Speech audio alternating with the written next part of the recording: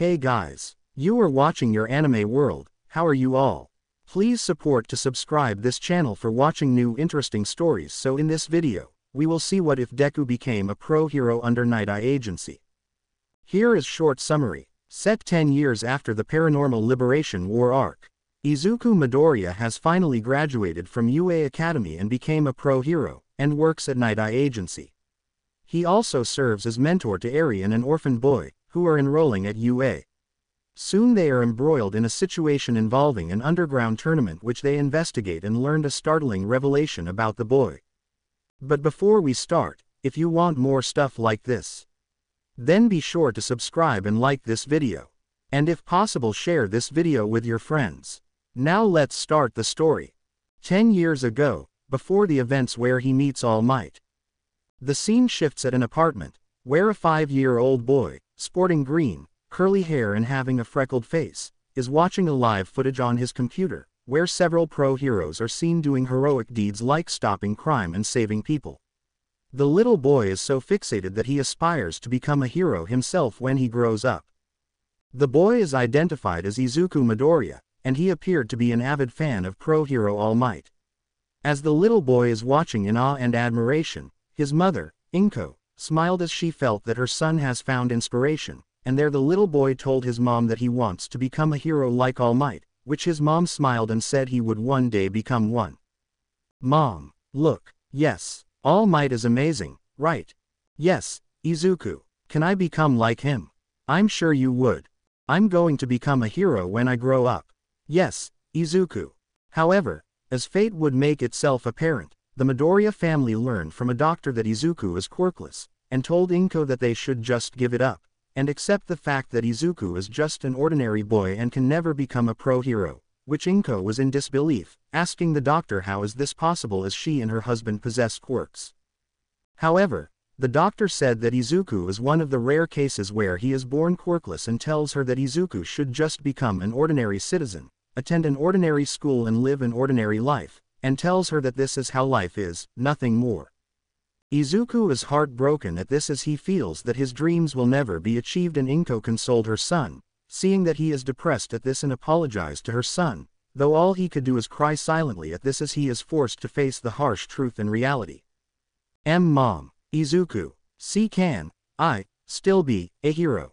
Izuku, quote, oh, Izuku, I'm sorry, quote, I'm sorry, X.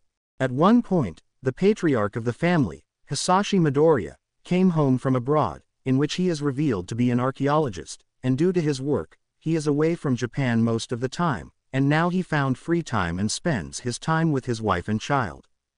One day, as he walked on, he saw what appeared to be a limousine parked, and as Izuku was about to leave, he saw his dad Hisashi talking to someone, who appeared to be an American, and wearing a businessman attire. The American appeared to be a billionaire of sorts, and he is seen and heard offering a business proposal to Hisashi. The American is identified as Geese Howard, and Izuku hid behind a thick bush and eavesdropped at the conversation, which made Izuku feel a bit alarmed as he could see his dad looking horrified and said opposing words towards the American. Now, I'm sure we could. No means no. I won't do something that would bring shame to my country. Oh come on, now. I can't believe that I got tricked by someone like you. Think about it, you can be rewarded.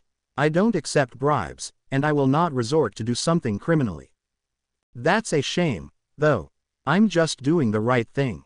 It turns out that Geese tricked Hisashi into coming here and bringing the artifact on the claims that he has a contact with the National Museum, but then revealed that he plans on taking the artifact for himself and further his business deal. Hisashi opposed this and is about to leave, but Geese sensed that someone is spying, and revealed that he possessed a quirk and unleashed an attack that struck the thick bush. Reppu Ken. Geese's quirk, an energy-like blast that resembled a small tidal wave, traveled to the ground and struck the bush, which narrowly missed Izuku, but this startled the boy and jumps out of the bush. Hisashi became alarmed at seeing this and told Geese to stop, but the American businessman smirked diabolically and went towards Izuku and does a roundhouse kick in a fast motion, hitting the boy on the left side of his face, which appeared to be fatal as the blow would have caused a neck fracture. As Izuku lay on the ground, Hisashi angrily asked why did he do that, as he told Geese that the boy is quirkless, which surprised the American a bit, but said that at least the boy won't suffer anymore as 80% of the population possess quirks, and hence Izuku is useless as society has no need for quirkless expendables. How could you say that? Why not? So you'll just hurt people as you please. As long as no one sees me. Why use your quirk on a defenseless child? Oh, you should worry about something else beside the brat. Quote, quote. Geese then went towards Hisashi and attempted to strike him down, but Hisashi is forced to defend himself using his quirk, which he breathes fire from his mouth, but Geese is revealed to be a formidable martial artist, and eventually overpowered his target and knocked him down. As Hisashi is crouching, Geese uses his quirk, and the attack struck Hisashi on his neck, fatally injuring him, and as Hisashi lay dying, Geese took the artifact and boarded the limousine, leaving the two victims to die. Though Izuku managed to survive and told Inko and the police what he witnessed, Geese managed to win the case in his favor, as he used unspecified means to clear his name despite the testimony Izuku gave, and as Inko wailed, a sobbing Izuku vowed that one day he will expose Geese for murdering Hisashi while reaching his dream to become a hero. 10 years later, as Midoriya is just months away from reaching his 15th birthday, he had a fateful encounter with his idol and hero, All Might, and though he was told that he can't be a hero due to not having a quirk, the symbol of peace changed his mind after seeing him risk his life in saving Katsuki Bakugo from the sludge villain, and took Midoriya under his wing, where he trained him to build up his body. This lasted for 10 months before completion, and their All Might transferred his quirk, one for all, to Midoriya, and the young boy went on to enroll at UA Academy, where he managed to pass the entrance exams, and is sorted into Class 1A, where ironically, he is classmates with Bakugo. In the months that passed, Midoriya persevered and went on to learn a lot at UA Academy, encountered threats ranging from the League of Villains to Shihasaikai up to the Paranormal Liberation Front, where Midoriya succeeded in defeating Tamura Shigaraki and dismantled the Paranormal Liberation Front in the process. He, alongside the rest of Class 1A, acquired their provisional hero license. During his second year, Bakugo came to discover part of the reason why Midoriya wanted to become a pro hero, and he grudgingly offered to help him find proof to expose Geese Howard's evil deeds. Fine, I'll help you. Really? Yeah, thanks, Ka-chan. HMPH. Just make sure you don't do something reckless. I won't. Whatever. Quote. All Might, Gran Torino and Nezu are among those who learned why Midoriya is doing his best in UA, but are worried as they are aware how crafty Geese Howard is, and speaking to Naomasa Tsukauchi, they agreed to discreetly investigate Geese as a way to protect Midoriya as they worry that the young boy might lose moral control and resort to vigilantism just to defeat Geese. We got to find proof that Geese is the murderer. He's right, that Midoriya might get consumed like what happened to Tenya Iida way back. I understand, Sensei. We got to work hard, but we need to be careful. Yeah, that Geese managed to clear himself despite Midoriya's testimony. I wish I still have my quirk. Don't be discouraged. Let's work hard. Okay. As fate would have it, Midoriya and Bakugo were mysteriously lured into participating in a fighting tournament where the winner receive a huge sum of money, but Midoriya entered the tournament due to an informant telling him that he has a way to deliver the evidence to expose Geese for murdering Hisashi Midoriya. Bakugo senses that it could be a trap, but he and Midoriya agreed to participate as they have to take the risk.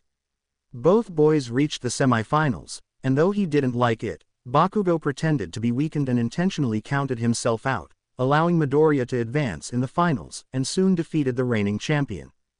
As Midoriya pretended to celebrate, Bakugo noticed that two men in business attire approached Midoriya, saying that the sponsor wanted to see him, and knowing that it could be a trap, Midoriya played along and went inside the limousine and leave.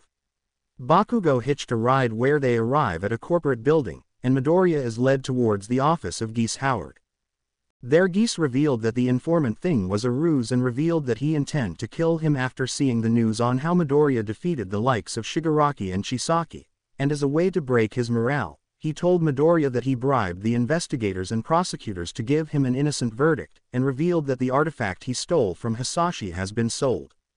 As Geese gloated at Midoriya's vain attempt to expose him, Bakugo showed up, revealing that he recorded the conversation and sent the video to the police, and soon they will arrest Geese. Geese was livid at what Bakugo did. So, who's laughing now? You. Guess the joke's on you now. You can't escape now. Japan now knows of your deeds. Damn you. Right back at you, you blonde-haired bastard. Now I get to see what you're really made of. You'll regret this, you brat. Bakugo then went after Geese, intending to stall him so that pro-heroes would arrive, but Geese proved to be a superior fighter, and along with his quirk, Geese critically injured Bakugo, and as the businessman is about to kill Bakugo, Midoriya intervened and fought Geese. The battle was brutal as Geese proved to be the better combatant, and even managed to hold off Midoriya, who uses full cowling, and eventually, Geese uses the Reppuken to fracture Midoriya's legs and left arm, and there he is ready to use the Reppuken to decapitate the boy like the way he killed Hisashi. However, as Geese got a little too close, Midoriya uses the one-for-all quirk by flicking his fingers, causing a wave that struck Geese on the eyes, blinding and disorienting him. As Geese swings wildly, he tripped over and collided against the windows, causing him to fall to his apparent death.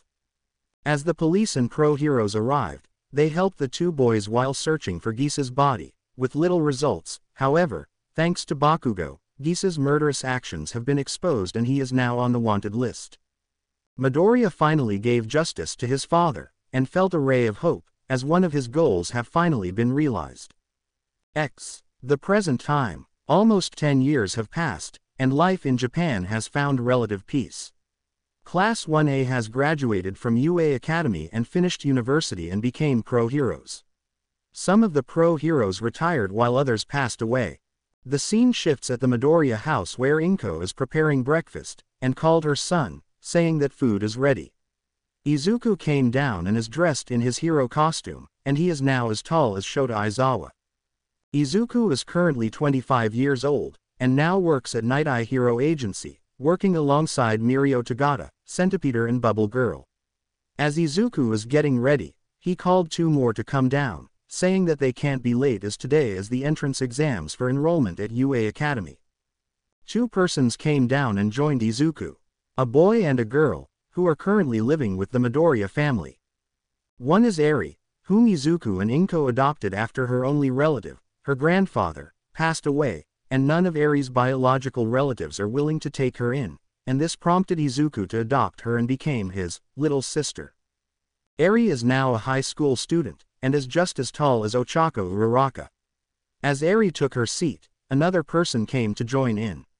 A teenage boy who is of American descent, and has a height of 166 centimeters, 5 feet 5 1/4. He has the appearance of an innocent boy, and is depicted as a handsome young teenager with blonde hair and blue eyes. The teen boy is identified as Rock Howard, and due to mysterious circumstances, he is adopted into the Midoriya family, and like Eri, Rock is going to enroll at UA Academy. Izuku asked Eri and Rock if they are prepared, reminding them that the entrance exams at UA will not be easy like what Izuku went through a decade ago, but Eri and Rock exhibited an aura of confidence and assured to him that they will enter UA and become heroes in training. Do not worry, we're prepared for this. We want to become heroes. To battle the bad guys and maintain the peace.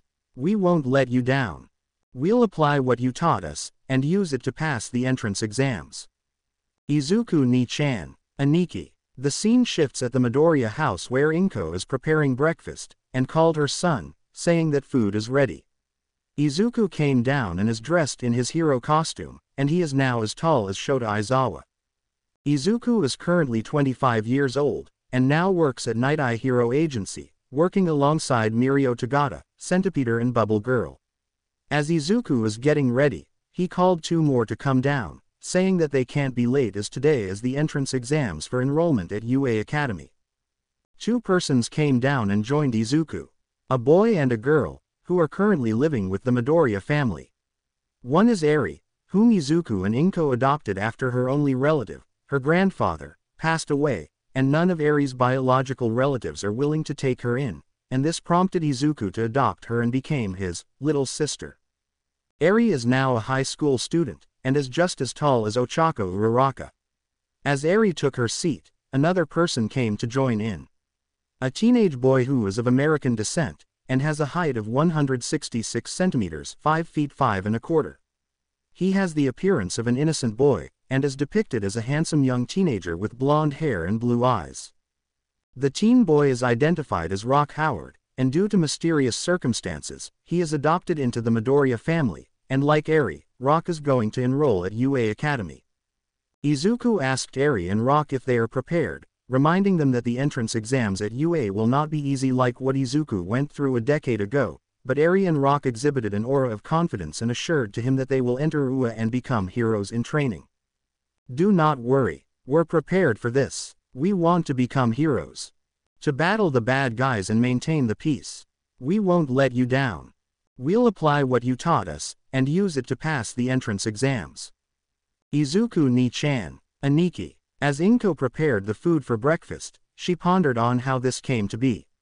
A decade ago the apartment they are staying at was quite lonely, as she and her son are the only ones here, and it became more lonely when Izuku had to move out and stay at Heights Alliance, but now the apartment has become more lively when she accepted her son's decision to adopt Eri, as she has since came to like having a daughter, even though she was adopted. Then came Rock, as Inko felt a bit awkward about the idea of adopting a young foreigner, but warmed up after being told by Izuku in private about the circumstances, and since then Inko acted as a loving, surrogate mother to Rock. After finishing breakfast, both Eri and Rock are ready to go, and their Inko reminded the two minors to avoid trouble if necessary and wished them luck in trying out at UA Academy, which Eri and Rock nodded. "Okay, you two, be sure to be careful while on your way." "Yes, Mom. Yes, Mom. Don't rush. Always exercise caution." We will. Good luck on your entrance exams." Okay. As Eri opened the door, they were greeted by a surprising visitor, who turned out to be Kota Izumi, and he too is going to try his luck at UA Academy, and there he greeted Izuku, and there Izuku asked Kota if he is ready for the entrance exams. "Hey, Kota, sup, Midoriya, heading for work. What about you?" "Heading for UA. I'm going to try my luck there." "You know what to do, right?" "Of course. Good luck then." "Thanks." Without further ado, the three minors leave the apartment as they head off to UA Academy, and while Izuku accompanied them, he soon went to a separate direction as he is heading for Nighteye Detective Agency, since he is working there. In the minutes that passed, the three younger teens are walking together, and they passed by a park, where the Todoroki family are convening, where Endeavor saw the trio passing by, but then Natsuo and Fuyumi blinked their eyes as they saw Rock walking with Kota and Eri, and wondered if Rock is an exchange student, while Shoto wondered if Eri made a new friend. As Natsumi and Natsuo made assumptions, Katsuki Bakugo showed up, and corrected the two, telling them that Rock is Midoriya's ward, in which the teen boy was adopted a decade ago, as he is orphaned following Geese Howard's death 10 years ago. Endeavor and his children stared in surprise at hearing this and asked Bakugo for clarification, as they couldn't believe what they just heard. Midoriya adopted a child of an infamous crime lord of American descent. Huh, seriously? That kid's the son of a crime lord from America? Yeah, you heard me. How? Why? What's Midoriya thinking? HMPH. Bakugo sighed and began telling them how this all began, and how Rock ended up getting adopted into the Midoriya family despite the family lineage, and the Todoroki family listened intently as Bakugo began explaining how he witnessed the events that transpired years ago. Flashback. 10 years ago, at the corporate tower located in the financial district within Naruhata, Izuku Midoriya was brought there at the presidential suite where its corporate head, Geese Howard, is in, and there it is revealed that the informant thing was a ruse and revealed that he intended to kill him after seeing the news on how Midoriya defeated the likes of Shigaraki and Chisaki, and as a way to break his morale, he told Midoriya that he bribed the investigators and prosecutors to give him an innocent verdict, and revealed that the artifact he stole from Hisashi has been sold. As Geese gloated at Midoriya's vain attempt to expose him, Bakugo showed up, revealing that he recorded the conversation and sent the video to the police, and soon they will arrest Geese. Geese was livid at what Bakugo did. So, who's laughing now? You. Guess the joke's on you now. You can't escape now. Japan now knows of your deeds. Damn you. Right back at you, you blonde-haired bastard. Now I get to see what you're really made of. You'll regret this, you brat. Bakugo then went after Geese, intending to stall him so that pro heroes would arrive, but Geese proved to be a superior fighter, and along with his quirk, Geese critically injured Bakugo, and as the businessman is about to kill Bakugo, Midoriya intervened and fought Geese. The battle was brutal as Geese proved to be the better combatant, and even managed to hold off Midoriya, who uses full cowling, and eventually, Geese uses the Reppuken to fracture Midoriya's legs and left arm, and there he is ready to use the Reppuken to decapitate the boy like the way he killed Hisashi years ago. However, as Geese got a little too close, Midoriya uses the one-for-all quirk by flicking his fingers, causing a wave that struck Geese on the eyes, blinding and disorienting him. As Geese swings wildly, he tripped over and collided against the windows, causing him to fall, but Midoriya catches him to prevent him from falling, saying that he'd rather see Geese in jail than die. Hold on. I'd rather not see you die. Quote. I'd rather see you in jail, and make you answer your crimes. Fool. You were an utter fool. However, Geese was also prideful and would rather not go to jail and face the music, thus he intentionally freed himself from Midoriya's grasp, which caused him to fall to his apparent death. As the police and pro heroes arrived, they helped the two boys while searching for Geese's body, with little results. However, thanks to Bakugo, Geese's murderous actions have been exposed and he is now on the wanted list. Midoriya finally gave justice to his father, and felt a ray of hope, as one of his goals have finally been realized. As the police are gathering evidence, many of Geese's henchmen were arrested, but amid all this, a 6-year-old boy managed to stay hidden, and witnessed what happened, though he appeared conflicted as to what move he should take. Hours later, as Midoriya and Bakugo are alone, Recovery Girl arrived and uses her quirk to help Bakugo, and as the two boys talked, the 6-year-old boy showed up, and angrily confronted Midoriya, saying that he costs the little boy the chance to get revenge on Geese. Midoriya was taken aback, but Bakugo held him but spitefully pushed the boy back and told him to go home, but the boy persists, and as he swings his arms, he accidentally revealed his quirk, and both Bakugo and Midoriya were surprised to see that the quirk the boy showed was a spitting image of Geese's attack, the Reppuken. Whoa, what the heck? Deku. This kid. He has the same quirk as Geese. Want me to? Wait, let's calm him down. What? As Bakugo is about to face the little boy, Midoriya told him to calm down and he will try to calm the child, and there the child told the two and Recovery Girl his background. He introduced himself as Rock Howard, and he is the son of Geese and Marie Heinlein. According to Rock, although he knew of his father's existence, he grew up living a modest life with his mother in a small apartment. He often wondered about his father and was excited at the prospect of someday meeting him. When Rock was 7, his mother contracted a mysterious disease and he tried his best to nurse her to health. As her illness worsened, Rock went to Geese Tower and met his father for the first time in his life. Though the boy pleaded for medical aid and told him that Marie desperately wanted to see him, Geese would have nothing to do with the matter and sent him away. Marie died the same night and Rock has had a grudge against his father ever since. Rock planned to confront Geese, and coincidentally saw Midoriya face Geese, which led to his apparent death. Rather than hate his father's enemy, he felt a complicated mix of loneliness and joy knowing that his father died. But his grudge towards Geese was strong and he felt cheated that Midoriya was the one who carried the deed. Sympathetic, Midoriya asked Rock where is his mother, and the child led the trio towards the apartment, where a passerby said that some men took Marie's body away to parts unknown. This devastated Rock as he was not able to say goodbye. Feeling sympathetic and seeing that the child has no relatives, as well as anticipating the backlash if Rock's relationship to Geese is exposed and might lead to a path similar to Tamura Shigaraki, Midoriya decided to adopt Rock, much to Bakugo's surprise. Are you serious, Deku? Yes. How can you? Your mom already has her hands full. It's fine. How so? If we could afford Eri, I'm sure we can handle this boy. Whatever. Don't blame me if you run out of money. Hey, Recovery Girl watches on as Midoriya took Rock with him as they went to the social welfare department to see if Rock has other relatives, and to Midoriya and Bakugo's surprise, there were no records, not even a birth certificate for Rock. Midoriya is told that he is free to adopt him, and he decided to get some paperwork done, and in the hours that passed, Inko is surprised when told just as Eri was adopted into the Midoriya family, and seeing the innocence of the little boy, Inko accepted, and now the family has become extended with 2 children being adopted. End flashback. Fuyumi and Natsuo stare in surprise after hearing the details, whilst Shoto could only stare in silence, as he couldn't believe that Midoriya would go far as adopt 2 children. But then Endeavor asked Bakugo if anyone know about Rock's family connection to Geese, which Bakugo said that probably some of Geese's henchmen who evaded arrest may be the only ones who know. Endeavor said that if Rock were to enroll at UA Academy and if his family connection to Geese were to be brought up, it might cause problems for the youngster, though Bakugo said that it's up to Midoriya on how to address it. Should that situation come, then Deku will thread it. This is Deku's problem. I'm sure he's aware of it. And you think he can handle it? Who knows? If he managed to fan it, then I'd be impressed. Quote.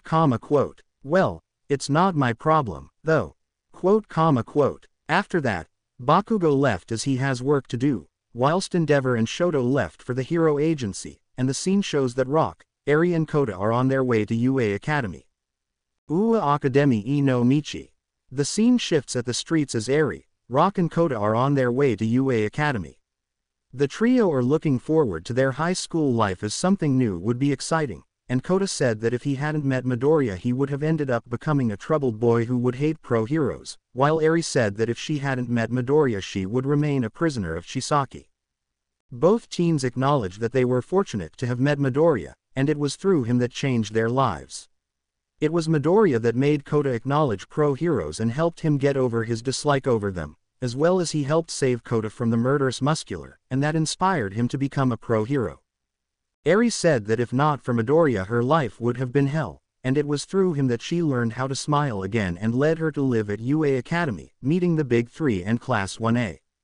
So Midoriya also saved you, huh? Yes. And he is the first person that I interacted and feel the warmth of a sibling. Whoa, and you weren't kidding that Shisaki treated you like a breeding for illegal elements and stuff. Yes, glad that he's behind bars.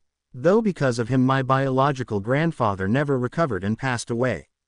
Sorry to hear that, it's okay, I'm at peace now. As the two chatted, Rock was silent as he too met Midoriya and shared a similar background, although his first meeting wasn't pleasant, as he had a tragic childhood and up until now he bore a grudge against his biological father Geese, and even though he's dead, Rock still couldn't forgive him for tossing Marie aside like that, and had to settle with the fact that Midoriya was the one who defeated Geese, as Rock wanted to be the one to do it to avenge his mother. But because Midoriya adopted him, Rock came to live with the Midoriya family and slowly get to experience a normal childhood and found a surrogate mother in Inko, and now he, Eri and Kota are about to try out the entrance exams of UA Academy. As the trio are walking, Kota asked Eri what would she expect at UA, as she is accustomed to her quirk, and she said that she heard that she got a recommendation, and is likely to be placed in a course that doesn't involve combat since her quirk isn't suited for that. Kota and Rock nodded and said that it is likely that she might be placed in a different course, which possibly leave the two to try out the exams, and tells her that she is lucky. You sure are lucky. Yeah, your quirk functioned differently from mine and Kota. I suppose. I think a course not specific to fighting might be best for you. Maybe you might get drafted to a course similar to Recovery Girl. Looks like it. Aizawa said that my quirk can be similar to Recovery Girl's healing, like rewinding a possible wound and all. Then it's settled. Rock and me will go for the entrance exams. You take it easy, Eri. Okay. As they passed by a bank, several armed goons came out, as they turn out to be bank robbers, and they are about to escape when they saw the three teens, and the goons told their leader that they might need some hostages to keep the cops back should they arrive. Hey, look, brats, and a good one. We can use them. Yeah, as hostages. Good idea. We can use them to keep those cops back. Let's grab them. Right. The leader nodded and decided to take the trio, but this spurred Kota and Rock to react and told Eri to find cover as the two boys went into action as Kota uses his water quirk to fire a stream of water blasts to knock the guns away while Rock did a series of punches and kick combination, knocking the first three robbers out while Kota uses his quirk to douse the ground to make it slippery for the robbers to lose their footing. The robbers were bewildered at the fact that the two boys possessing quirks. They tried to get up but Rock pressed on with the offense to keep them down as he tells Kota to keep up the pressure, which he nodded in response. Kota, yeah, use your quirk. Douse the ground and make it slippery for the goons to get up. Got it. Keep up the pressure till they are knocked out. You got it. Keep an eye on them as well. We can't let them reach for their guns. Roger that. As the leader is about to pick up a grenade, Rock saw it and did a running crescent kick which knocks him down as Kota grabbed the unreleased grenade and uses his quirk to douse the robbers until the cops arrived. As the robbers are rounded up, the squad leader lectured the teens about the use of quirk in public, though he willingly let them off for now when told of the circumstances, as well as the teens acted in self-defense, and urged them to be discreet and act only if necessary, which the trio teens nodded and said they will be careful. You kids better be more careful. Yes sir, yes sir, yes sir, and try not to take matters into your own hands. Pro heroes are here, so let them deal with the crooks and all. Yes sir, yes sir, yes sir. After that, the trio leave the scene as they went on their way to UA Academy. As the trio walked, they came across some familiar faces, which Eri smiled as she recognized them, which they are Mirko Tagata, Najire Hado, Tamaki Imajiki. The trio adults, collectively known as the Big Three, were on their way to their respective jobs, as Tagata works at Nighteye Detective Agency, Hado works at Yukyu, while Imajiki works at Fat Gum, and their Hado affectionately hugged Eri as she greeted her. Nay nay, Hado nei-chan, Eri, it's nice to see you again. You too, you sure have grown up. Eh hey hee hee. When I have free time, let's hang out together. Sure. Tagata greeted Kota, as they were familiar with each other after Tagata worked with the Wild Pussycats, and as they chatted, Tagata noticed Rock and is intrigued upon noticing that he is American, and their Kota whispered to Tagata about the fact that Rock was adopted by the Midoriya family since a decade ago. Tagata became more intrigued as he is already aware that Eri was adopted by the Midoriya family and now Izuku just adopted another. Really, Midoriya adopted that kid even though he already adopted Eri. Yeah, Midoriya must have his hands full. He already handled it, so Midoriya has no problem. Guess Midoriya is now experiencing what it's like having kids. Well, so where are you kids heading off to? UA Academy. We're going to try out the entrance exams. Upon hearing what Eri and Kota said, Hado then suggested to Tagata about escorting the three teens to UA Academy so that they can arrive there without problem after hearing about the trio's encounter with bank robbers and are almost sanctioned for using their quirk in public, which Tagata agreed and told the three teens that they are going to escort them. Kota politely declined, but Tagata insists that they will escort them for their own protection. Sorry, but as official pro heroes, we're going to escort you to UA Academy. But there's no need to. There is. You kids might encounter more bad elements, and the police might grill you if you try to use your quirk even in self-defense. We'll escort you out of protection as well as to make sure you arrive at UA. Are you sure, Tagata-senpai? Yup, in a million. Oh, fine. Left with no choice, Rock, Eri and Kota accepted and the Big Three began escorting the three younger teens as they head off to UA Academy. As the six of them are walking, they came across an appliance store where a TV is being displayed, and a news report showed about Naruhata, where the Geese Tower is still there. Tagata and Imajiki commented that the building is still there despite Geese Howard's death, and they wondered why the diet officials haven't declared it foreclosed since Geese is the owner and that there is no word on whether someone inherited the corporate building or not. Kota then noticed that Rock is glaring at the TV screen while clenching his fists, and guessing it, Kota placed his hand on Rock's shoulder and gave an assuring look, which calmed Rock down and said that he is okay now. Rock, yeah, ease up. It's okay, Kota. I'm fine now. Are you sure? Yeah, if you need. I know, thanks. After that, Rock went ahead and Hado noticed it and asked Kota if there is anything wrong, saying that she saw Rock glaring at the TV, which Tagata echoed the same thing, which Kota said that he will tell them once they are alone, not wanting Rock to feel more upset. The Big Three glanced at each other and wondered why, as they slowly deduced that there seemed to be a connection between Rock and Naruhata. Nodding, Tagata and his two friends continued to escort the three younger teens as they head off to UA Academy. Within minutes they are nearing UA Academy, which Kota and Eri were thrilled as they get to set foot there once more after last coming here after several years. Rock just stood there as he stared in disbelief at seeing the academy for the first time, and their Hado asked if this is his first time here. Nay nay, quote, is this your first time seeing UA? Yeah, I heard it from Izuku. But I never thought this school would be that big. Well, you're going to experience it the first time. I've been there before, so I'm telling you now. You will enjoy your school life at UA. Really? Yup. Hado told Rock that he is sure going to enjoy his school year at UA and assured to him that he will learn a lot and would meet and make a lot of friends there. As Tagata is about to escort the trio teens towards the school gate, a shrewd TV reporter came and shoved Eri aside, prompting Kota to catch and break her fall, and Rock slowly reacted with anger at seeing what the reporter did to Eri, but then the reporter approached Rock and did an unsanctioned interview, which caught him by surprise. We are here live in front of UA Academy, and with me is a possible child of an infamous person. Huh, tell me, kid, are you the son of that man? What, we heard that you were the son of that businessman and crime lord from Naruhata. You are Geese Howard's son, right? Kota and Eri stared wide-eyed as the reporter somewhat figured out about Rock's connection to Geese, and feared that it would tick the teen boy off due to his hatred towards Geese, and making matters worse, the reporter's approach is bordering on harassment as he insinuated that Rock is attempting to enroll at UA Academy in order to use the school's status to obtain Geese's last will of testament, which Rock is unaware of, and has no interest in it and attempted to ignore him, but the shrewd reporter keep on harassing the teen boy. Wait, we need to know. Are you Geese Howard's son? Do you intend to follow in his footsteps? Does your entering at UA Academy serve as a tribute in honor of Geese Howard?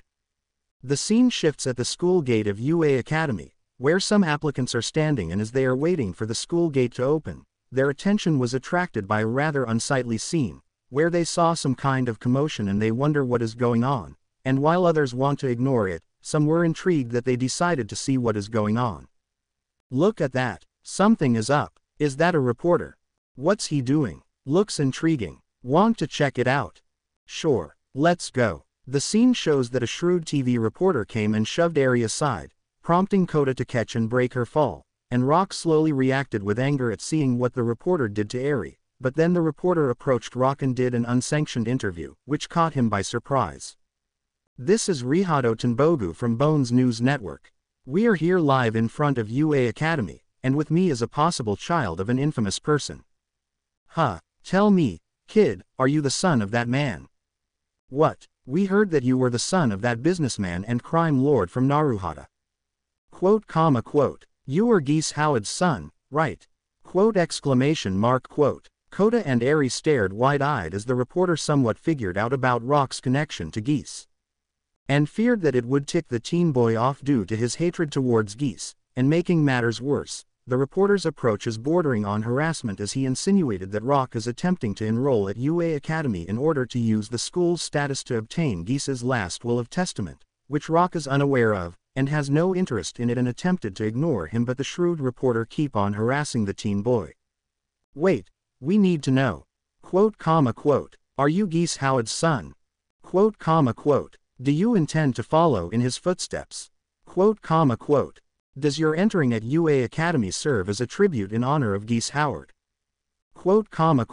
As Rock ignored him, the TV reporter began to provoke him by saying that Rock intend to infiltrate UA Academy and pretend to be a hero, then commit a crime by praising Geese Howard's name, then announced to Japan that he would follow Geese's footsteps. Rock was pissed as he has no intention of following Geese's footsteps and is about to retaliate when Kota held him back and tells him to ignore the reporter, reasoning that the reporter is just looking for trouble and thus there is no reason to pick on him. Rock, easy, just ignore him, he's just looking for trouble. Don't waste your time on him. Come on, Rock, let's go. The big three decided to intervene and tells the reporter to stop harassing Rock, saying that his actions would land him in trouble for trying to harass a minor, but the reporter said that he got word that Rock is the son of the infamous Geese Howard and that a reliable source told him that he intended to enroll at UA Academy in order to further his goals in rebuilding Geese's financial empire and start an underground criminal network. Tagata and Hado tells the reporter that he would have to prove it by telling that to the police instead of causing a scene, but Tenbogu insisted that the information he got from the source is authentic, and said that it is his duty as a TV reporter to expose possible bad elements trying to hide within the peaceful society. Stop this right now, you're just trying to provoke someone. I am doing this for the name of journalism. What you're doing right now contradict it. Stop picking on that boy. That kid is a scourge. He's the son of the Naruhata crime lord. He deserved to be vilified. He must be condemned. Either you leave or we'll have you get arrested. Leave now. I must do my job. As Eri and Kota tried to get Rock away, the cameraman kept on aiming the camera at Rock's face, almost to the point of shoving Eri, and their Tenbogu said that Rock is aspiring to become a crime lord like Geese, then amass a harem that would seduce women, then claim that Geese did this by seducing a blonde-haired woman and produced a bastard like the one standing before him, implying it to be the innocent Rock. Because Rock loved his mother so much, that he took exception to what the reporter did, and nearly reacted violently as he tells the reporter to leave his mother out of this and is about to lash out, but Kota and Eri restrained him and urged him to calm down. Rock, don't. Quote, he's just messing you. Don't give in. Quote, Eri's right. Calm down. Please, Rock. Quote, sensing that something is off, and knowing this would put him in moral trouble, Tagata is about to restrain the reporter, but the reporter evaded and went towards Rock and demanded to know why the son of Geese Howard would want to enroll at UA Academy, saying that the academy is for aspiring heroes, not delinquents who aim to become a criminal. He even insinuated that Rock's mother was a good knocker that caused Geese to seduce her and produce a brat, and Rock is on the verge of losing his cool at the way that the reporter is insulting his dead mother, and Kota is having difficulty in restraining his friend, and he urged him not to pay attention to the rude reporter. Rock, easy. Just ignore him. He's just looking for trouble. Don't waste your time on him. Come on, Rock, let's go. Suddenly, someone intervened, as this person grabbed the reporter and threw him back, then did a roundhouse kick that struck the reporter on his gut, and did the same to the cameraman, and both men were on the ground. The citizen who came to Rock's aid is revealed to be of South Korean descent, and he is identified as Kim Kafwan, and there he tells Tagata that he better restrain the reporter and the cameraman, saying that they seemingly aimed to harass Rock for a reason, and Tagata thanked Kafwan for the assist, though he said that he didn't have to do it, reasoning that Kafwan might get into legal trouble. Thanks for the assist. It's no problem. Though you didn't have to physically intervene. You might get into trouble.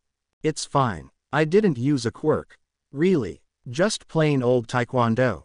That's funny. Oh. As the reporter and the cameraman were on the ground, Hado noticed something and tells Tagata and Amajiki something, where the trio saw what appeared to be earring-like devices attached to the two men's ears, which looked like support items, and out of curiosity, Tagata removed them, and soon the reporter and the cameraman appeared disoriented and are surprised to be here. Soon security arrived and escorted Rock, Kota and Eri inside along with the other applicants, and their Kafwan is seen talking to his two children, who are male teenagers aged 15, and they are identified as Kim Dong-won and Kim Jae-hoon, where they assured to their dad that they will enroll at UA Academy and become heroes. Okay, you two, you know what to do. Yes, Dad. We know, Dad. Pass the entrance exams. Show them that our taekwondo is the best martial arts in the world. Yes, Dad. You got it, Dad. And at the same time show them why you are worthy of being heroes. Yes, Dad. You got it, Dad. As the Kim children went inside UA Academy, another applicant came and is going to try his luck in enrolling at UA, a boy aged 15, and he is identified as Katsuma Shimano, as he intends to keep his promise to enroll at UA and meet up with Midoriya, who saved him a decade ago. Izuku, I'm here, and I will keep my promise. Several minutes later, the scene shifts inside UA Academy where the applicants are assembled inside an auditorium where Present Mike is doing some rapping speech and other things, and Kota noticed that Rock was quite distressed and has placed his hand on the blonde-haired boy's shoulder and assured to him that everything will be okay, which Rock slowly nodded. Katsuma is seen listening intently as is Eri, and nearby, the Kim brothers, Jaehoon and Dongwon, glanced at Rock, as they partially heard about what occurred earlier and wondered if that incident was accidental or intentional. Look at that guy, he looked upset. That reporter must have pulled a sensitive cord on him. But is it true? He's the son of Geese Howard, the crime lord from Naruhata. Still, if that were true, why would that boy want to try out here at UA? Maybe we should ask Dad later, maybe he might know something. Right, for now we focus on the entrance exams. Got it. After several minutes, the applicants went to an open area within UA Academy, and soon Katsuma and Eri were told that based on their registration forms where their quirks are listed, they would be given recommendation and will not participate at the entrance exams. Their Eri told Rock and Kota to do their best and pass it, which the two boys nodded, and promised that they will attend UA Academy together. Kota, Rock, do your best. Yeah, we will. Pass the exams. We will. Rock, I'm ready. Good luck, you too. Thanks. As Eri left, Katsuma wondered if Midoriya is here, as he recalled the promise that Midoriya would wait for him here at UA Academy. After he left, the applicants are now assembled and told of what to expect, and soon giant robots appeared and a brawl ensued. The scene shows that Jaehoon demonstrated his taekwondo skills before revealing his quirk, which a fire-like energy enveloped his right foot before doing a jumping spin kick and struck the robot on the head, knocking it out of commission and earned points before proceeding to deal with another, showing that he is a martial artist like Kafwan. Dongwon is seen doing the same thing, except that his quirk is electricity-based as electrical aura enveloped his foot before doing a jumping roundhouse kick which short-circuited the giant robot before he landed on the ground. The Kim brothers complimented each other before proceeding to deal with the other robots as the scene shifts to Kota and Rock, doing a teamwork where Rock displayed his quirk by swinging his right arm and hand like throwing a bowling ball before an energy wave was unleashed, which looked like a small tidal wave which struck the robot on its foot, damaging it and causes the robot to tilt and topple the other robots and fell down. There Kota uses his water quirk to douse the interior of the robots inside and short-circuited them, which puts them out of commission, and their Kota tells Rock that they should keep this up to earn points in order to pass the entrance exams so they can join Eri, knowing that she is waiting for them, as well as to let Midoriya know that they are doing their best. We're doing good, Rock. Yeah, let's keep up the tempo. Yeah, Eri is waiting for us. She got in so easily. Yeah, at least she won't be burdened in dealing with these robots. Come on then. Right, after several minutes time is up and the entrance exams are over, where the applicants are catching their breath after everything they went through, and moments later Recovery Girl came to check on any applicants who got injured, and Rock stared wide-eyed at seeing her use her quirk in such a way that it really caught him by surprise. What the? Rock, did you see that? Yeah, that's how Recovery Girl uses her quirk. Just like that. Are you that shocked? Of course. There's no way. Better deal with it, Rock. The Kim brothers were equally surprised at seeing what Recovery Girl did and wondered if they should go to her if any of them are injured, which the siblings are shivering at the thought about getting kissed by Recovery Girl. After that, the applicants were told that the results would be delivered to them in 3 days, and soon the applicants left the testing area and both Rock and Kota meet up with Eri. Meanwhile, at the police station, the Big Three, along with Tsukauchi, were baffled by the turn of events as they contacted Bones TV News for information, where its CEO said that they do not have employees like Tenbogu or the cameraman, and even said that someone has hijacked their satellite feed, hence the broadcast was made live without their knowledge. Moreover, Tsukauchi told Tagata that after removing the earring-like devices from the two men, Tenbogu and the unidentified man said that they have no recollection of what happened and even said that they never worked for any media outlets. Tagata wondered who would go through the trouble just to commit slander and oral defamation over an innocent boy, and there one of Tsukauchi's assistants suggests that Midoriya must be informed, which Tsukauchi agreed. Hato asked what is Midoriya's connection to the incident earlier, and their Tsukauchi revealed that Rock is the biological child of Geese Howard, and is under the care of the Midoriya family, which surprised the Big Three. What? That boy? The kid is the son of Geese Howard? Yes. And Midoriya adopted him after Gisa's supposed death. No way. That situation is similar to Eri-chan. And something like this happened.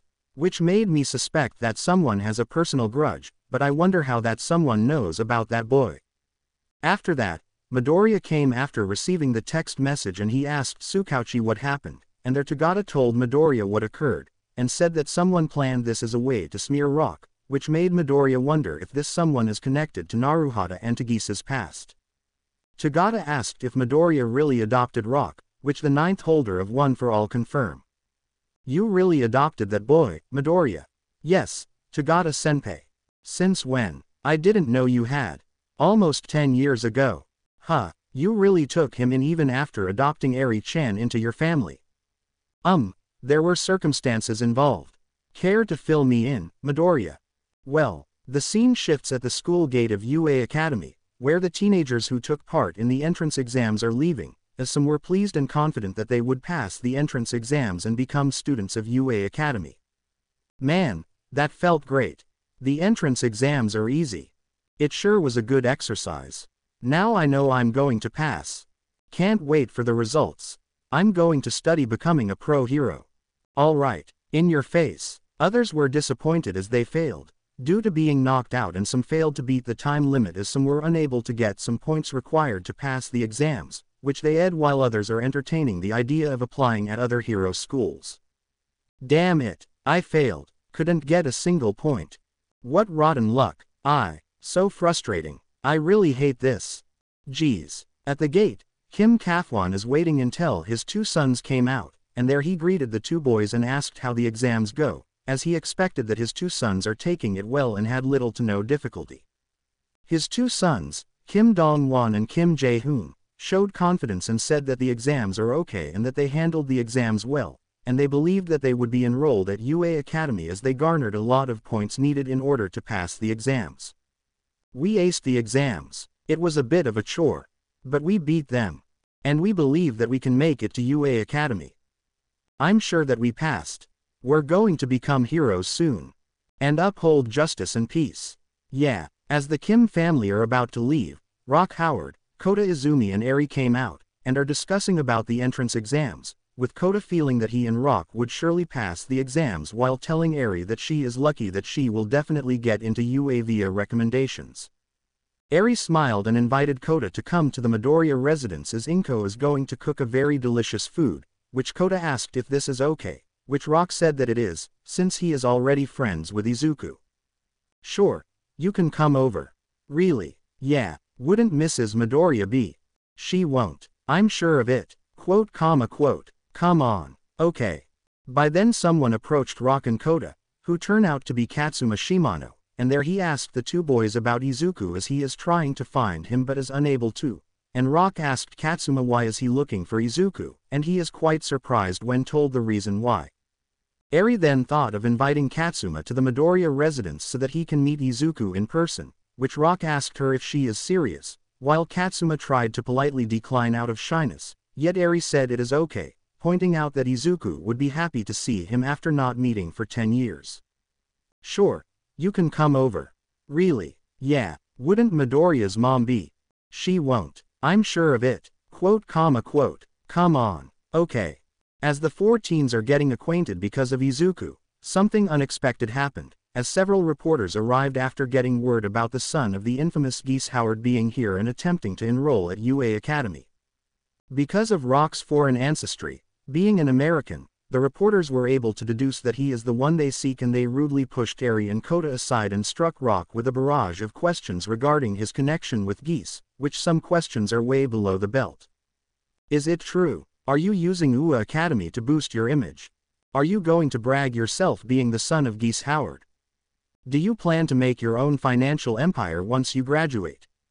What's it like being the son of an infamous crime lord of Naruhata? Answer us. Japan needs to know. Spit it out already.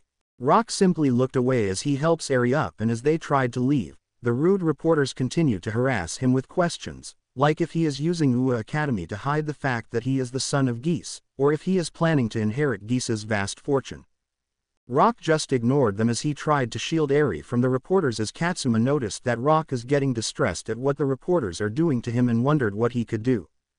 Kota saw that things are getting out of hand, and when another rude reporter shoved Eri aside again just to get to Rock, the blonde-haired 15-year-old boy is getting pissed, and there Kota realized that his friend is being provoked and there he uses his water gun quirk with a considerable amount of force to disperse the rude reporters. There he sternly warned the reporters to stop harassing his friend, saying that they even shoved Eri like that. He threatened to sue the reporters if they do not stop their antics. As the reporters tried to justify their actions, Kota told them to head for Naruhata if they wanted answers there, since that's where Geese is last seen. As Kota took Rock and Eri with him, Katsuma followed, and the four teens took their leave, and the Kim brothers asked their dad about this Geese, as they felt that they heard about his name somewhere. Kafwan took a deep breath and reluctantly told his sons what he knows, much to Jaehoon and Dongwon's surprises, as they had no idea that Geese was a crime lord a decade ago, and that Izuku was the one who defeated him. The brothers asked if Geese is really dead, which their dad said that only time would tell, as Geese is still subjected to manhunt operations up to this day, as his body hasn't been found yet. Really? That crook is still alive? Probably. His body hasn't been found yet. Whoa, no way. That's why you two should keep yourselves grounded and not do anything criminal-like. Yes, Dad. Yes, Dad. Good. Meanwhile, at the police station, the big three members were taken aback after hearing the story that Midoriya said regarding Geese Howard and his son, which the former Class 1A member explained how he got into conflict with Geese, which culminated at the Geese Tower where he last fought him, and though he defeated the crime lord, his body was not found. The trio listened intently when Midoriya explained the circumstances surrounding Rock, like how they met and how he found out that Rock is Geese's son who abandoned him at a very young age. The trio became sympathetic when told that Rock's mother died the same day Geese disowned his own son, and that Rock became orphaned after Geese's apparent death, and that the body of Rock's mother disappeared without explanation. There Midoriya further explained why he decided to adopt him, as he felt that he couldn't leave him alone, seeing that Rock has no relatives at Naruhata, and that he might tragically end up becoming a villain like how Tamura Shigaraki ended up in a tragic death. I see. How sad. Tragic. Yeah, and that's why I decided to raise him so that he won't end up becoming another Shigaraki. Looks like you did the right thing. Yeah, good choice. Quote. Suddenly, Hawks came and apologetically interjected, and tells Midoriya to open the TV, saying that a trending news is making waves all over. As Midoriya did so, he became worried as news about Rock Howard is spreading like wildfire, as reporters are making their interpretation of how they interviewed the blonde-haired boy, and some reporters are making it appear that Rock has an ulterior motive for attempting to enroll at UA Academy. Tagata and Imajiki were not pleased with what they saw, stating that the reporters are intentionally trying to put Rock in a bad light even though he is not directly involved in Geese's criminal endeavors, and lamented that had they figured that something like this might happen, they would have stayed at the UA Academy gates and provide protection. Damn, how cruel. Those damn reporters. So rude. How did they know that Rock is at UA? Someone must have tipped them off. Nay, shouldn't we do something? Yeah, darn. Hawks told Midoriya that he should head home and check on Rock, guessing that he is probably having an emotional stress given how the reporters are having a field day in trying to get a scoop on the hapless boy, which Midoriya nodded and said that he will give Rock the emotional support he needs, and see to it that something like that won't happen again. I better be going. Make sure the kid doesn't get too depressed. Got it, Hawks. Okay. Get going then. I will. Thanks. Good luck, Midoriya. Sure. See you later. As Midoriya is ready to leave, Tagata offered to assist him, saying that someone should hold off those pesky reporters, which Hato and Imajiki volunteered to help as well. Midoriya, need help. We can hold off those rude reporters. Just leave them to us. I see. Let us know. We can handle them. Just say the word. Okay. Hawks then offered to help as well, saying that his feathers will add to the assistance, and asked Midoriya if he can stay over at his place, saying that he can make use of the apartment to put some surveillance in case those reporters manage to trace where Rock is staying. Yes, Hawks, that can help. A little surveillance won't hurt, no. Not at all. Then it's decided. Yeah, I appreciate it. Sure. No problem. Shall we? Okay. Good. Let's go. At the Midoriya house, Eri, Kota, Rock and Katsuma arrived and are greeted by Inko, and she is surprised to learn that someone that Izuku met years ago wanted to see him again and that he also wants to study at UA Academy, though she is seemingly unaware of what happened at UA Academy where Rock was swamped by rude reporters. As the four teens are settling down, Inko is preparing food and drinks for the teens, as she is pleased to hear that Kota and Rock did well in the entrance exams while Eri easily got in via recommendations. As the food and drinks are ready, the four teens began eating and Inko asked if they meet up with Izuku, which Rock said that he is currently at Nighteye Agency. Izuku's at work, hence we didn't meet at UA. I see. Other than that, things are pretty fine here. That's good to hear, Rock. Yeah, and didn't you have a hard time during the entrance exams? Not really. Kota and I did some good teamwork. That's nice to hear. By then her phone rang and Inko answered it where the caller was her apartment neighbor next door and told Inko to check out the news, which Inko did, and is surprised at the newsflash about the son of the infamous Geese Howard is spotted at UA Academy. Rock went silent as he is dismayed that the reporters have really stooped this low just to get a scoop, but Inko encouraged Rock into ignoring what his detractors threw at him, assuring that in the end the detractors will one day eat their words. It's okay, Rock, quote. Just ignore them. They'll get what's coming. Really? Yes. What's important is that you didn't do anything wrong. Trust me, Rock. Okay. By then Eri saw something and peered at the window via the curtains, and saw several reporters outside the apartment complex, which Kota looked on, and deduced that they must have figured out that Rock is staying here, and he is perplexed at how the reporters know where Rock is staying.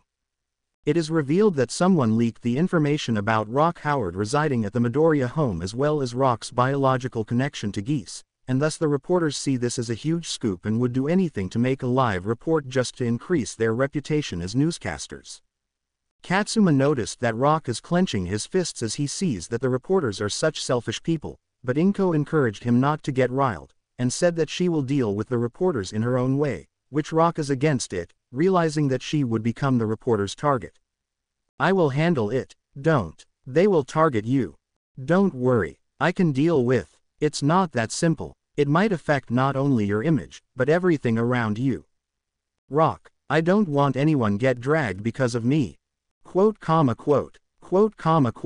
Eri and Kota agreed with what Rock said and urged Inko not to act rash as they suggested that they call the police and have them deal with the invasive reporters, not wanting her to get strained from the scrutiny that Rock is suffering. Rock is right. You better not go out there. They'll use you to lure Rock out. We should call the police. Kota's right. They can deal with those reporters. So please don't try confronting them. He's right.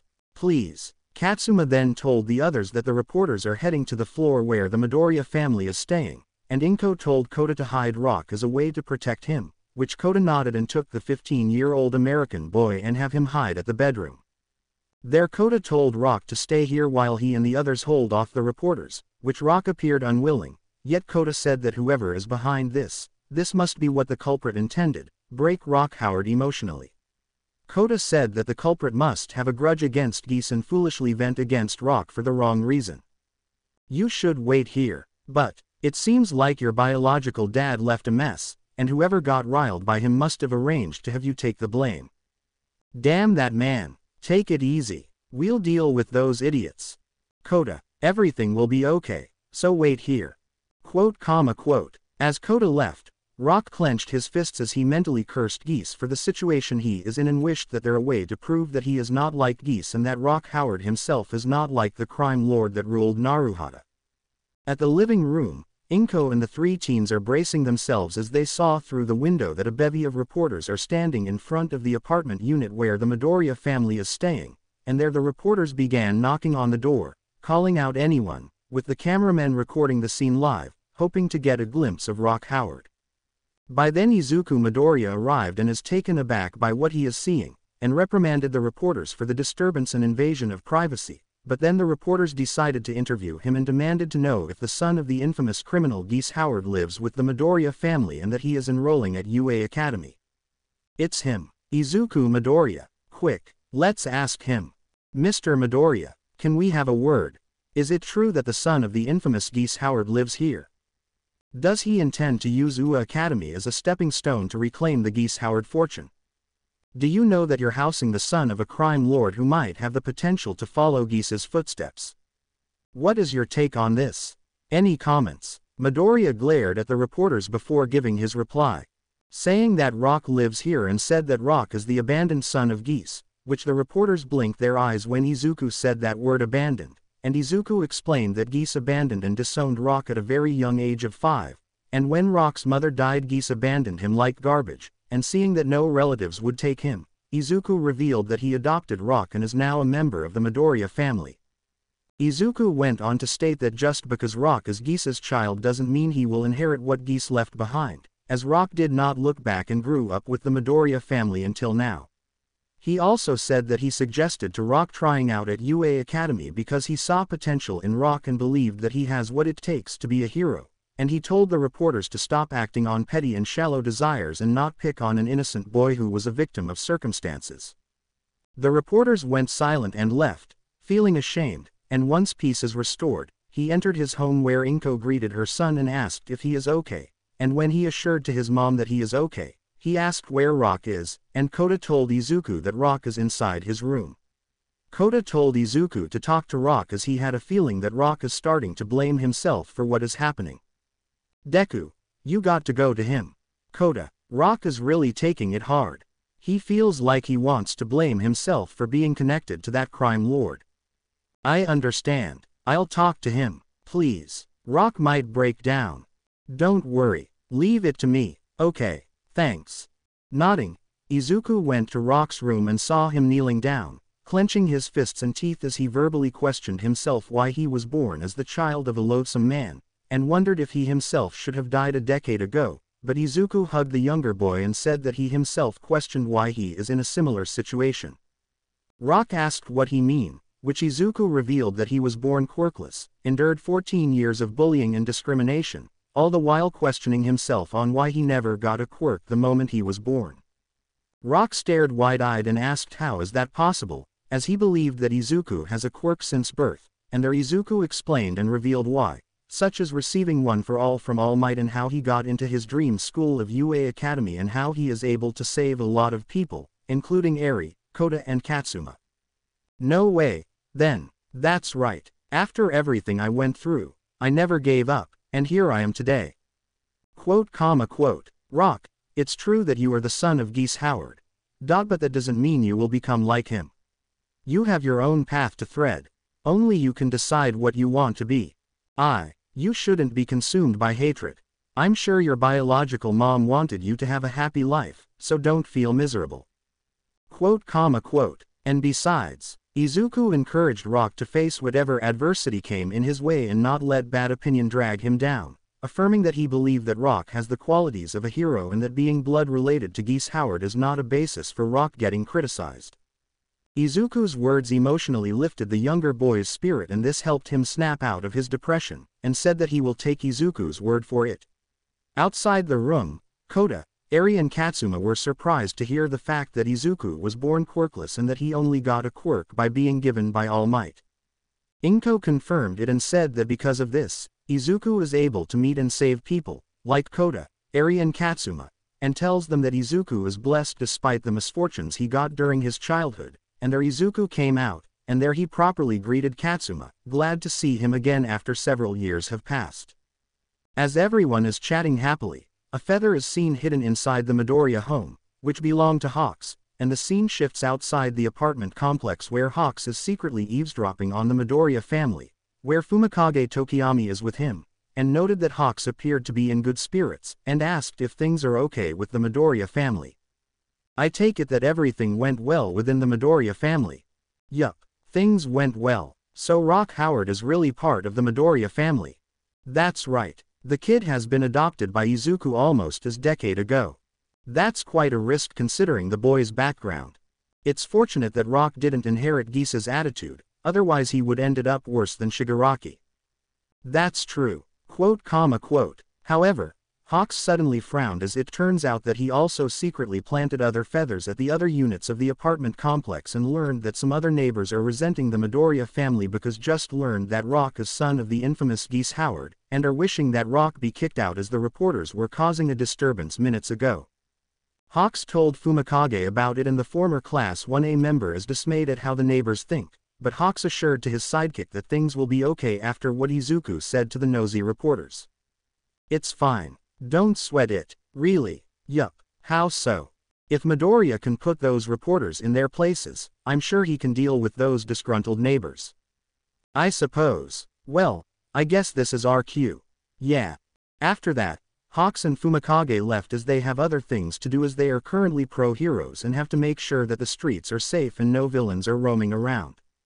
3 days later, the scene shifts at UA Academy, where members of the Board of Education are seen leaving Nezu's office, looking disappointed, and their All Might saw this and entered, asking what just happened, which Nezu appeared calm yet looking a bit stern, and there the principal revealed that the members of the Board of Education were using their position to influence Nezu's decision about whether to accept or reject Rock Howard's application despite that the American boy gained the necessary points to finish the entrance exams. In other words, the members of the Board of Education were intimidating Nezu into rejecting Rock's application on the account that UA Academy would be scrutinized for having a crime lord's child as a student and it would affect UA Academy's reputation. All Might became disturbed by this, and Shota Aizawa came and overheard the conversation and asked if Nezu is going to oblige what the Board of Education want, and Nezu smiled as he showed the application paper, with a stamp that says accepted as shown. Nezu said that Rock Howard deserved the chance to study here as he believed what Izuku told him. Rock has the potential to be a pro-hero. Aizawa and All Might nodded and lauded Nezu for not caving into pressure, which the principal laughed manically, saying that the Board of Education members are complete fools, which All Might and Aizawa urged the principal to calm down. Principal. Whoa, easy, Nezu. Ha ha ha ha. Please simmer down. Please Nezu. Your rather sinister laughing will creep everyone at UA Academy. Ha ha ha ha. Looks like he lost it. Oh dear. Ha ha ha ha. Later that night, Izuku told Rock that he, along with Kota, Eri and Katsuma, passed and are now students of UA Academy, and told them in Eri that their high school life will start, which Kota, Eri and Katsuma are jumping for joy while Rock glanced at the window, wondering what awaits him once he starts his schooling, which would take place in a few days from now. A few days later, at the Midoriya house, Eri and Rock are at the doorstep as they are now getting ready to attend their first day of classes at UA Academy, though Izuku Midoriya already went ahead because he has work to do, and their Inko told the two teens to be careful when going to school, which the two teens nodded in acknowledgement as they are about to leave the apartment unit. Eri, Rock, you two should be careful when going to school. Avoid getting into trouble. Okay. Make sure you obey the laws and not get into any unnecessary altercations. Okay. Good. Now make sure you enjoy your first day at school, got that? Okay. Once Eri and Rock leaves the apartment unit, they were greeted by Kota and Katsuma, who just arrived and greeted the two as they reminded them that they need to be careful as there might be some nosy reporters who might attempt to harass Rock just to get a scoop now that word is out about the fact that Rock is the son of the currently missing crime lord Geese Howard. Rock nodded and said that he'll be careful, yet he expressed worry that Eri, Kota and Katsuma might get caught in the crossfire, yet the three teens assured to Rock that they are not going to leave him dry and that they would stick with him no matter what happens and that they won't let anyone harass him just because of his family name. Don't you worry, Rock. We got your back. We'll stick with you all the way. Thanks. Just ignore what other people think about you since they don't know anything about you. And just think of spending the first day at UA Academy. That's right, Rock. So let's go. Okay. As the four teens are heading for the bus station, they stood there while waiting, yet several passersby saw Rock and they began whispering amongst themselves as they are clearly biased towards Rock due to getting word that he is the son of Geese Howard and wondered why he is here as they believe that he is criminally inclined like Geese. Moreover, the passerby stared wide-eyed at seeing Rock wearing the UA Academy school uniform, and they murmured in disbelief, questioning what the headmaster of UA Academy is thinking and why would a famous school like UA Academy allow the son of an infamous criminal like Geese Howard study at UA Academy, as his presence would surely turn off the parents of the UA Academy students and it would attract a lot of scrutiny. Goodness me, the nerve of that brat. He really has the gall. He has no shame at all. Like father like son. They're both criminals, and that brat thinks he can hide his family by pretending to be a pro-hero. He's a scourge within the society. Rock went silent as he is dismayed that the passerby have really stooped this low just because he is the son of a criminal he has nothing to do with. But Eri, Kota and Katsuma encouraged Rock into ignoring what his detractors threw at him, assuring that in the end the detractors will one day eat their words. It's okay, Rock, just ignore them. They'll get what's coming. They got nothing on you. Really? Yes. What's important is that you didn't do anything wrong. And we're going to UA Academy and start our school year, so cheer up. Trust me, Rock. Okay. Nearby, a pair of pro-heroes saw this and expressed sympathy for Rock, as they got information about Rock's family connection to Geese, but at the same time learned of Rock's situation and circumstances, and this made them decide to talk to the Commissioner of the Hero Public Safety Commission and to Police Commissioner Kenji Saragame and tell them to educate the public about not ostracizing someone whose family name belonged to a vile criminal yet have nothing to do with the criminal's illegal activities. By then Eri saw the bus approaching, and when the bus stopped and opened the door, the driver stared wide-eyed at seeing Rock, which turns out that he is amongst those who got word that Rock is the son of the infamous crime lord Geese Howard, and the driver promptly closes the door before speeding off, not giving Eri, Kota and Katsuma the chance to board the bus, and the three teens are dismayed at seeing the bus driver's immaturity. Damn, you okay, Eri? Yeah, what was the driver thinking? I think he got spooked upon seeing Rock. No way.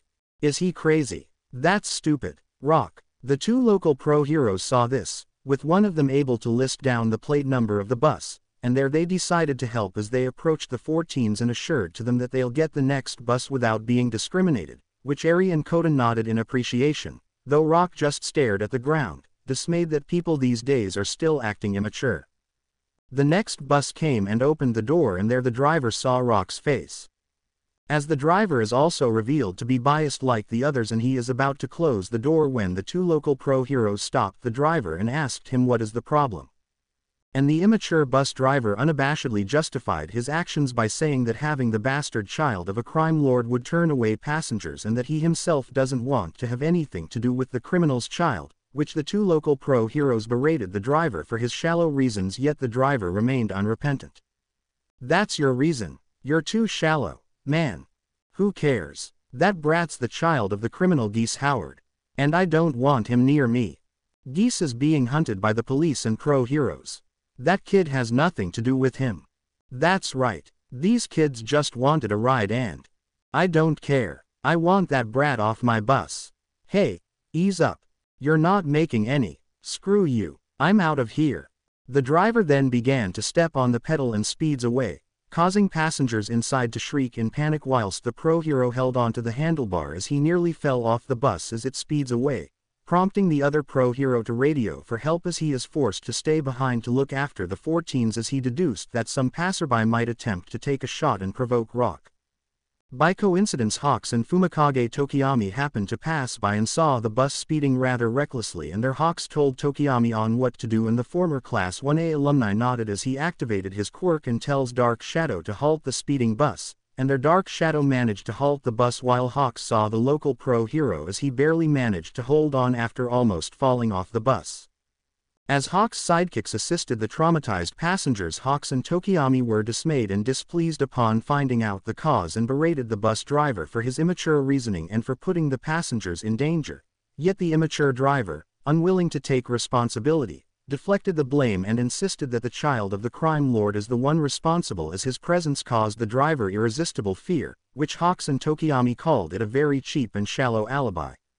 That's your reason? Do you realize what you just did?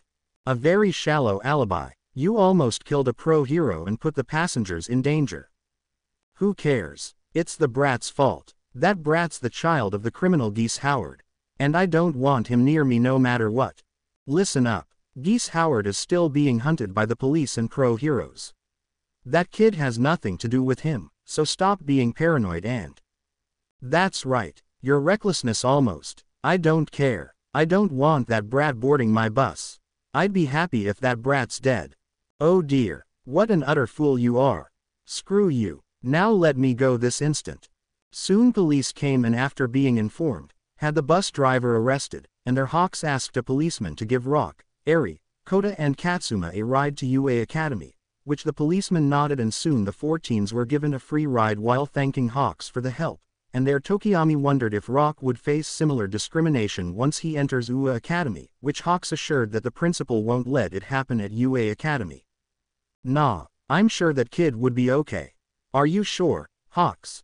I recall watching the news where a lot of reporters camped outside Midoriya's home. True, but I'm sure that the kid will weather it out, since the principal is a fair guy and would not discriminate the kid. Really, Hawks? Yup, pretty sure. If you say so. Okay, let's go and resume patrolling, Tokiyami. Okay, Hawks, X. A few minutes later, the scene shifts at UA Academy. The scene shifts inside the principal's office where members of the Board of Education are confronting Nezu, and once again questioned his decision to let Rock Howard study here, reminding the principal of Rock's blood ties to Geese Howard, and that Rock's presence would cause unrest with the students inside UA Academy. There the Board of Education members were pressuring Nezu to revoke Rock's application to study at UA Academy as they reasoned that Rock is attempting to use the school to gain knowledge and use it to jumpstart the criminal activities that Geese started years ago, yet Nezu maintained his stance and said that Rock does not deserve this kind of discrimination just because his surname is connected to Geese. Moreover, Nezu told the Board of Education members that their actions are no different from Geese Howard because they themselves are acting like the crime lord himself and that they are also doing the very same thing all for one does to the victims.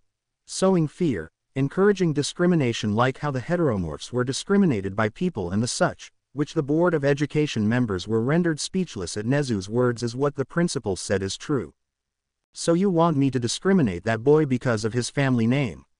No. That boy has nothing to do with Geese Howard because that man abandoned that boy when he was 5 years old, and that Izuku Midoriya, the one who defeated Geese, is raising the boy, hence there's no reason for me to revoke his application. And surely you realize that you want me to discriminate Rock Howard as the same as discriminating the heteromorphs. So you are willing to stoop this low.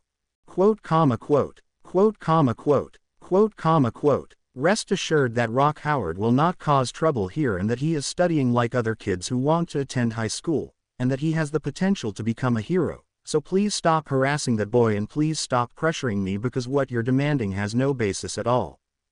Quote, comma, quote, quote, comma, quote, quote, comma, quote. Outside the principal's office, a few staff members stood there anxiously as they are worried about what is going on inside. But after a minute the members of the Board of Education are seen leaving Nezu's office, looking disappointed and dismayed after spending several minutes trying to persuade Nezu to change his mind but failed.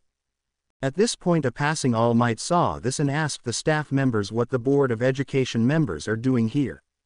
As today was the first day of classes at UA Academy, and after hearing the information the retired pro-hero entered the principal's office and confronted the principal, asking what just happened. Which Nezu appeared calm yet looking a bit stern, and there the principal revealed that the members of the Board of Education were using their position to influence Nezu's decision to revoke Rock Howard's application despite that the American boy gained the necessary points to finish the entrance exams.